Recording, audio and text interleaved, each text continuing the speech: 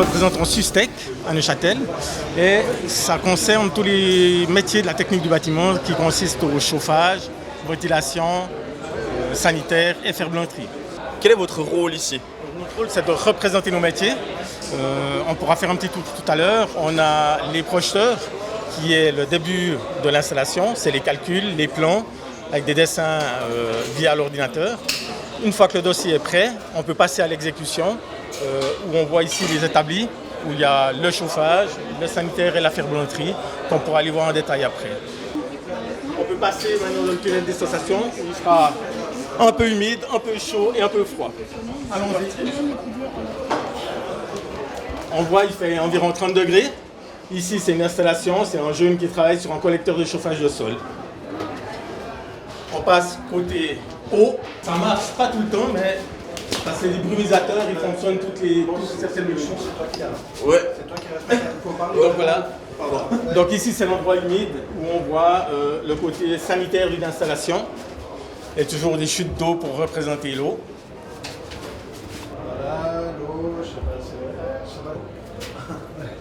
Ici, on arrive du côté ventilation et climatisation. On voit la technique et on sent qu'il fait plus frais. Ah ouais, on va rester là, je crois. C'est pas trop mal. On a fait ce tunnel d'association pour montrer vraiment ce que nos jeunes ici présents amènent comme confort dans les immeubles. C'est quand il y a des pannes qu'on se rend compte que nos métiers sont importants. Super. On a les monteurs en chauffage. Ibrahim, c'est en apprenti de deuxième année. Il va nous montrer comment on soude. Tu peux dire comment tu fais ce que tu fais? Là, je suis en train de chauffer le point jusqu'au bain de fusion, jusqu'au moment où ça devient liquide. Et ensuite, je ramène mon métal d'apport et puis je fais ma soudure, quoi, gentiment. Super, merci beaucoup. Alors là, pour démontrer aux sanitaires, on montre aux jeunes qui viennent voir le métier, ils font un petit gobelet. C'est comme des écoulements. Ouais. Mais là, ils font un petit gobelet et puis ils le soudent sur la plaque électrique. Il y a l'apprenti qui lui montre. On peut voir.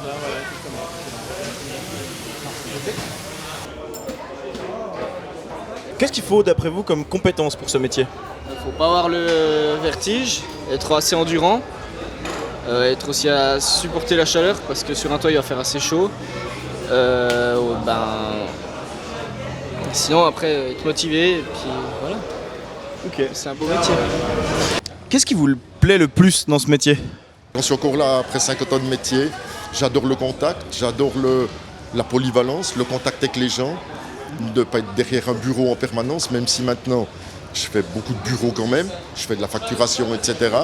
Mais ça permet d'être très polyvalent et de rencontrer beaucoup de personnes. Combien de temps dure l'apprentissage? Pour les aides électriciens, les ELMO, 3 ans, et les INEL, les installateurs électriciens, 4 ans. Super. Quels sont les risques du métier? En premier lieu, interdiction de travailler sous tension. Donc on ne va même pas parler d'électrocution, mais il y a toujours ça si l'on ne suit pas les règles. Il pourrait y avoir des chutes d'échelle ou de pont. Il y a toujours les précautions selon les normes SUVA. Et à nous de les suivre, de former les jeunes pour qu'il n'y ait pas de bêtises, pas d'erreurs qui se font. Et puis l'autre question que j'ai, qu'est-ce que ça vous fait de faire partie de justement en fait des gens qui nous permettent d'avoir le confort qu'on a actuellement avec l'électricité, tout ça? Je comprends ce que vous dites. J'aurais voulu être électricien au début du siècle passé, pour les premiers électriciens qui amenaient l'électricité dans les maisons, qui mettaient une petite ampoule et un interrupteur puis qui l'allumaient. C'était vraiment des précurseurs. Maintenant, c'est venu d'un banal. Vous pressez sur un interrupteur, ça s'allume, vous ouvrez le robinet, ça vient sans savoir exactement ce qu'il y a derrière. J'en tire pas forcément une grande fierté. Il faut toujours être fier de ce qu'on a fait, que ça soit propre, que ça soit présentable.